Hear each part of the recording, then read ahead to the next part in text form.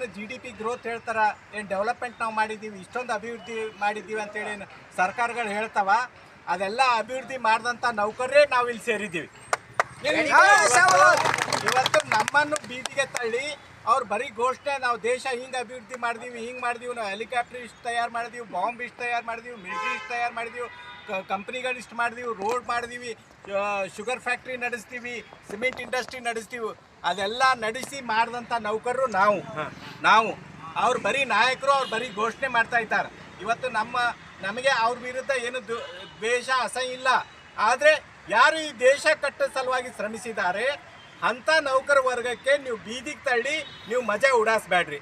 ದಯವಿಟ್ಟು ಆಡಳಿತ ನಡೆಸುವಂಥ ಸರ್ಕಾರಕ್ಕೆ ನನ್ನ ಬೇಡಿಕೆ ಇಷ್ಟೇ. ನಮ್ಮವರು